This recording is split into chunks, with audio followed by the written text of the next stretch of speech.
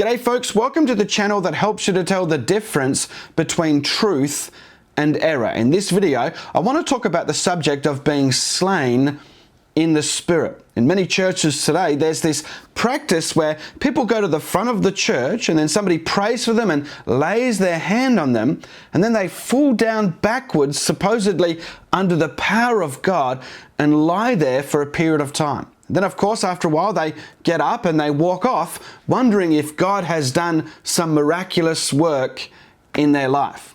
Sometimes this practice is accompanied by manifestations such as writhing on the floor like a snake, laughing hysterically, and sometimes even screaming, and at other times awkward jolts that seem to be demonic. Now, is this practice biblical? Now, if you were to read the Bible from Genesis to Revelation, you would not find anything like that in the Bible. You'll never see somebody praying for somebody, laying their hands on them, and then them falling backwards under the power of God. You won't find that anywhere.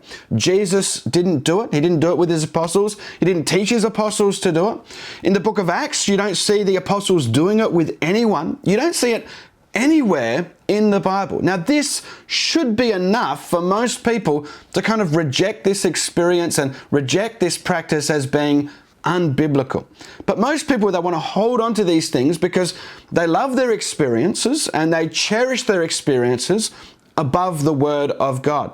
And so they look in the scriptures and they try to find passages that they can stretch to kind of confirm their experiences. And I want to look at these one at a time. I want to go through each of the verses that people use to support this unbiblical practice. The first one is in 1 Kings chapter 8, verses 10 and 11. Let's read these together. Now it happened that when the priests came out of the holy place, the cloud filled the house of Yahweh, so that the priests could not stand to minister because of the cloud. For the glory of Yahweh filled the house of Yahweh. Now, if you're not familiar with this passage, this is when King Solomon had finished building the temple, and the glory of the Lord entered into the temple. And most people who believe in being slain in the Spirit will point to the fact that the priests could not stand to minister. And they'll argue that when the glory of the Lord entered the temple, the priests were knocked down and they were lying there under the power of God in the same way that somebody is knocked down and lying there when they're slain in the Spirit. But I don't think that that's what this is talking about. First of all, we need to realize that this is not the first time that this has happened. If you go to the book of Exodus chapter 40, verse 34 and 35, and this is when Moses had finished the construction of the tabernacle and God's glory entered into the tabernacle. Listen to this. It says this: Then the cloud covered the tent of meeting, and the glory of Yahweh filled the tabernacle. And Moses was not able to enter the tent of meeting because the cloud had dwelt on it, and the glory of Yahweh filled the tabernacle. Notice the similarities here between Moses' dedication of the tabernacle and Solomon's dedication of the temple. The glory of the Lord filled the tabernacle. But notice also that Moses was unable to enter the tent of meeting because of the glory of God's presence. It doesn't say Moses was knocked down or anything like that. He simply couldn't enter the tent of meeting because of the glory of God's presence. Now, with that in mind, let's go back to the passage in 1 Kings chapter 8. Now, when it says here that the priests could not stand to minister, it doesn't say anything about them being knocked down or laying down under the presence of God. What it's saying is that they could not take their stand to minister. In the same way Moses couldn't enter, so too the priests couldn't take their stand to minister. That's what's going on here. Now, when you read the parallel account in 2 Chronicles, you'll see that the rest of the people were standing around near the altar and the Levites were singing and playing instruments and worshiping God, but the priests could not take their stand to minister. That's what's going on here in this passage. And also when you notice as you keep reading here in 1 Kings chapter 8, that Solomon turns to the people are standing there, and he begins to talk about how God has come to dwell in the temple and so forth, and he blesses the assembly. But there's nothing here about people coming forward to get hands laid on them and them falling down backwards and this sort of thing. You don't see anything here about that. This would be the perfect place to put it, really. People could come forward and the high priest or the priest could lay their hands on them and they could fall down backwards and have this encounter with God of being slain in the Spirit. But you don't see that there. It's simply that the priests could not take their stand to minister. The next passage I want to look at is in 1 Samuel chapter 19. 1 Samuel chapter 19. And this is when Saul is hunting for David. He's hunting for David, and he sends 3 sets of messengers to the place where he's been told that David is hiding. And of course these messengers, what happens to them as you read in chapter 19, that they fall down, they don't fall down, but they simply start prophesying. The Spirit of God comes upon them and they start prophesying. But then in verse 22, Saul himself arrives, and it says this: "So he went there to Naioth in Ramah, and the Spirit of God came upon him also, so that he went along prophesying continually until he came to Naioth of Ramah. He also stripped off his clothes, and he too prophesied before Samuel, and lay down naked all that day and all that night. Therefore they say, is Saul also among the prophets?" Now there's a couple of things worth noting here. First of all, if you read the chapter for yourself, you'll see that Saul had already sent 3 sets of messengers to arrest David. Now this is very similar to when King Ahab sent 3 sets of soldiers to arrest Elijah. And Elijah called down fire upon them and they were consumed. But in this case, obviously God was more gracious at this time. The messengers from Saul just simply began to prophesy. They didn't fall down, they just began to prophesy under the Spirit of God. And then of course here, Saul himself comes and he himself falls down prophesying, and he strips himself naked. And he does this in front of Samuel the prophet, and he does this all day and all night. Now obviously God kept him in this state because he wanted David to be able to escape. That's the first thing. But secondly, notice that he's stripped naked. Now why is that? I think it's because he was removing his royal robes, signifying the fact that he had lost the kingdom. In the IVP Bible background commentary, it says, he not only shamed himself in front of Samuel, but also laid aside his kingly regalia, confirming his rejection as king. So this experience that Saul was having here signified the fact that God had rejected him. He was lying down on the ground, he had stripped himself naked, and he was prophesying. Most likely he was prophesying the end of his dynasty and the beginning of King David's dynasty. It's worth noting as well that earlier when Saul was first anointed king, the Spirit of the Lord also came upon him and he prophesied, but he did not fall to the ground, and he certainly didn't strip himself naked. This was a sign that God had rejected him as king, and it was a sign of God's judgment upon him. The next passage I want to look at is in Daniel chapter 8, verse 17 to 18. And here, Daniel has had a great vision of things to come, and he's seeking to understand the meaning of the vision. And then the angel Gabriel, he sees the angel Gabriel coming towards him. Let me read it to you. Verse 17 and 18 of chapter 8, it says, "So he," referring to Gabriel, "came near to where I was standing. And when he came, I was terrified and fell on my face. But he said to me, 'Son of man, understand that the vision pertains to the time of the end.' Now while he was talking to me, I sank in a deep sleep with my face to the ground. But he touched me and made me stand upright."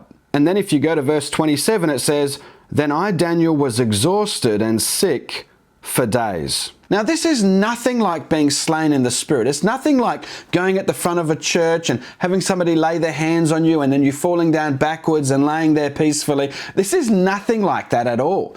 David is overwhelmed with fear at the sight of an angel. He's filled with dread and terror. So much so that after the ordeal is over, he's sick in bed for days. Notice here as well that there's nothing about the laying on of hands. There's nothing even here about the Shekinah glory of God coming and overwhelming Daniel and causing him to fall backwards. Notice as well, he's also falling on his face. He bows down on his face. He puts his face to the ground and he's filled with terror so much that I think that basically what's happening is he passes out. He faints out of fear because his body is physically exhausted and physically overwhelmed because of the sight of this angel. John Calvin says this in his commentary on this verse: whenever God addresses us, we must necessarily be subject to fear and dread to produce humility and to render us docile and obedient. Fear's the true preparation for obedience. But as we formerly said, another feeling ought to follow, namely, as God has previously prostrated and cast us down, he will also raise us up, thereby preparing us for listening. It seems as though Daniel was overcome with fear so that he could see the seriousness of this vision before the interpretation is given. There's nothing about God doing a special work in his life as he lies there, okay? That's not what's going on here. He is physically overcome with fear and dread at the sight of an angel. The next passage I want to look at is Daniel chapter 10. And here, Daniel has a vision of Christ that is very similar to the vision of Christ that the Apostle John has in the book of Revelation. Daniel chapter 10, beginning at verse 7. Now I, Daniel, alone saw the vision that appeared, but the men who were with me did not see the vision that appeared. Nevertheless, a great terror fell upon them, and they ran away to hide themselves. So I alone remained and saw this great vision that appeared, yet no might remained in me, for my outward splendor turned to a deathly pallor, and I retained no might. But I heard the sound of his words, and as soon as I heard the sound of his words, I fell into a deep sleep on my face, with my face to the ground. Then behold, a hand touched me, and set me shaking on my hands and knees. Again, this is very different to what happens during a Sunday service when somebody is slain in the Spirit. Here, everybody else except for Daniel runs away in terror and fear, even though they didn't see the vision. There was a sense of terror and fear that gripped them, and they ran away. They fled away. Daniel himself, it says, was his outward splendor, his countenance turned from splendor to a deathly pallor, and he retained no might. He lost all his strength, and he passes out with his face to the ground. Again, his face to the ground. He didn't fall backwards. And this is very similar to the Apostle John's experience in the book of Revelation. And you can compare the vision of Daniel, and you'll see it's very similar to the vision that John had in the book of Revelation, the vision of the exalted Christ. And it says that John, the beloved disciple, the disciple that leaned on Jesus' breast, fell down at Jesus' feet as though dead. It's a very short way of saying that what happened here to Daniel happened to John. Okay, he fell at his feet as though dead. And this is very different to the experience where somebody kind of glides backwards and has a blanket laid over them, and they restfully and peacefully lie there and kind of move around, and after a while get up. Okay, there's a big difference between that and this. And notice as well here that it says that an angel or a hand touched him and put him shaking on his hands and knees. He was still trembling before God. And it's not saying he was writhing like a snake, okay? He's trembling before God because he has been physically overwhelmed, and he has had this frightful experience and this incredible vision of the pre-incarnate Christ. There's a big difference between that and being slain in the Spirit. And as well, this is not normative. This is not something that Daniel experiences on a weekly basis, okay? Whereas being slain in the Spirit is something that people experience again and again and again. It's a practice that is not found in the Bible. This is not a normative experience, and it wasn't a normative experience for John either. But the experience itself was very different to being slain in the Spirit. Another passage is in the Gospel of Luke chapter 9. And I encourage you just to read it. Perhaps you can pause the video and just read the passage for yourself. But let me summarize how I would understand this passage. It talks about in verses 28 to 29, 28 to 31, it talks about Jesus, his garments becoming white and gleaming, and two men talking to him, Moses and Elijah, and his appearance of his face became different and so forth. And then verse 32 says, now Peter and his companions had been overcome with sleep. That's past tense. But when they were fully awake, they saw his glory and the two men standing with him. The way I would understand this, and afterwards it talks about, a cloud forming and beginning to overshadow them, and a voice coming from heaven, and they were terrified when this cloud came and so forth. But the way that I would understand this is that because they had gone up to the mount to pray, right? They had fallen asleep while Jesus was praying, just as they fell asleep in the Garden of Gethsemane. And all of this began while they were asleep. And then when they woke up, they saw everything that was happening. That's how I would understand this passage. I wouldn't understand this as them falling asleep because of the transfiguration. I would say they fell asleep before, and then they woke up and saw what was happening. And really, the last and final passage is in the Gospel of John, when the soldiers came to arrest Jesus. And Jesus says, who are you looking for? And they said, Jesus of Nazareth, or Jesus, I can't remember which one it was. And Jesus says, I am he. And they fell down backwards. Now, I would say that is Jesus demonstrating the fact that he could destroy them, just as Elijah called down fire from heaven to consume the soldiers. He could have done the same to them.